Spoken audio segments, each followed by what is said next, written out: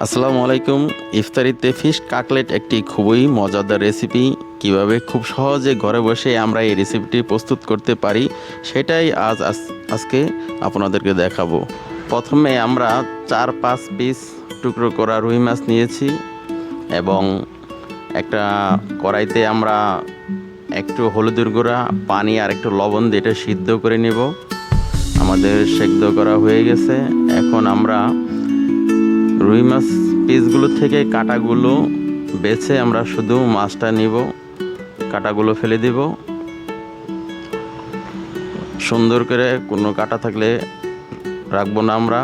তারপরে আলাদা একটা কড়াইতে একটু তেল দিয়ে তাতে কিছু পেঁয়াজ কুচি দিব 2-3টা কাঁচামরিচ কুচি, 1 চা চামচ রসুন বাটা, 1 চা চামচ আদা বাটা দিব। তারপর মশলাটা একটু কষিয়ে নিব সামান্য একটু পানি দিয়ে। তারপর এতে আমরা 1/2 চা চামচ হলুদের গুঁড়া এবং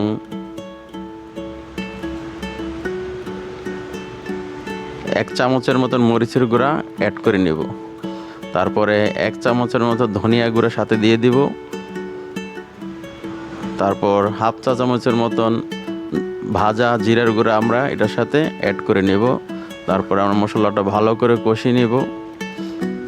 এখন আমরা দিয়ে দেব 1/2 চামচের মতন বিট লবণ।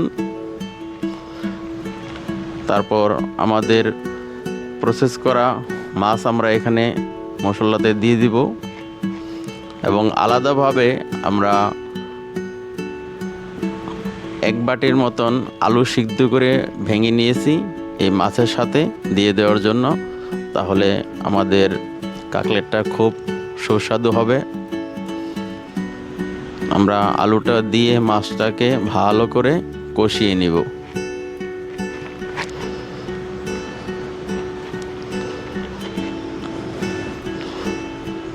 আমরা আগুন খুব বেশি বাড়িয়ে দেব না, মধ্যম আগুনে আমরা মাছটা আলু একসাথে দিয়ে ভালো করে কষিয়ে নামিয়ে নিব। আমাদের মাছ কষানো হয়ে গেছে। আলাদা একটা পাত্রতে নিয়ে এখানে আমরা একটু ঠান্ডা করব। তারপর এখানে দিয়ে দেব কিছু ধনিয়া পাতা কুচি এবং সাথে দেব আধা চামচের মতন গরম মশলার গুঁড়ো।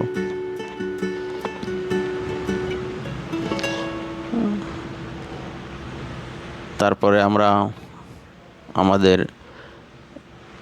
মাছটাকে আরও ভালো করে মাখিয়ে নিব ধনিয়া পাতা গরম মশলার গুঁড়োর সাথে। তারপর আমরা আমাদের পছন্দ মতন কাটলেট এর মতন আমরা বানিয়ে নিব। তারপর কাটলেটের উপরে আমরা ব্রেড ক্রাম্ব ব্যবহার করব। মচমচে হবে ব্রেড ক্রাম্ব দিলে, খুব ভালো হবে। ব্রেড ক্রাম্বে আমরা একটু লবণ মিশিয়ে নিব।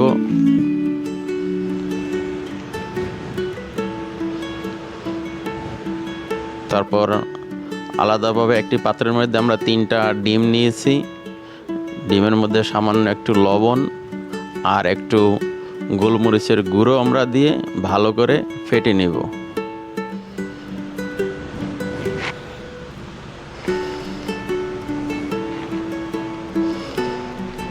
আমাদের ডিম ফাটানো হয়ে গেছে।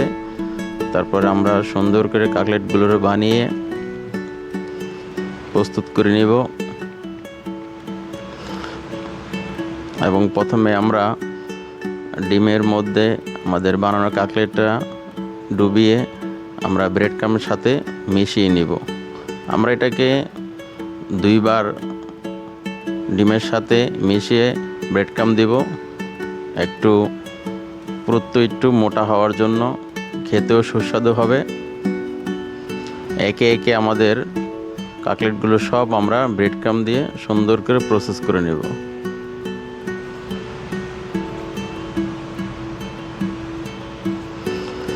আমরা ইচ্ছা করলে বেশি করে বানিয়ে রেফ্রিজারেটরে রেখে দিতে পারি, এয়ারটাইট ব্যাগের মধ্যে ভরে। প্রয়োজন মতো আমরা রমজানের 5-6 রোজা পর্যন্ত এগুলো ব্যবহার করতে পারবো। 5-6 দিন ফ্রিজে রিফ্রিজারেটরে রেখে দিলে কোনো সমস্যা হবে না। এখন আমরা আমাদের কিছু কাটলেট তেলে ভেজে নেব। আমরা একটা ফ্রাই প্যানের মধ্যে একটু বেশি করে তেল দিব।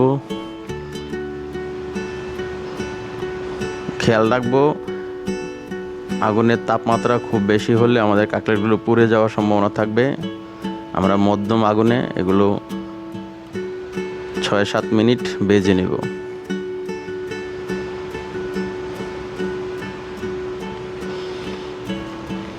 আমরা আমাদের কাটলেটগুলো ভেজে নিচ্ছি।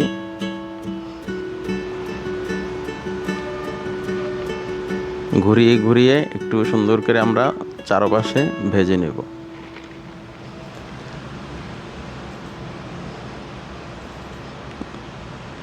আমাদের ফিশ কাটলেট ভাজা হয়ে গেছে। আমরা ইফতারিতে এটা পরিবেশন করব ইনশাল্লাহ। এর স্বাদ এবং টেস্ট খুবই ভালো লাগবে সবার কাছে। আমাদের রান্নার প্রসেসটি যদি ভালো লেগে থাকে চ্যানেলটি সাবস্ক্রাইব করবেন। আমাদের সাথে থাকার জন্য আপনাদেরকে অনেক অনেক ধন্যবাদ। সুস্থ থাকবেন, ভালো থাকবেন এবং নিরাপদে থাকবেন। আল্লাহ হাফেজ। আবারও দেখা হবে নতুন কোনো রেসিপি নিয়ে।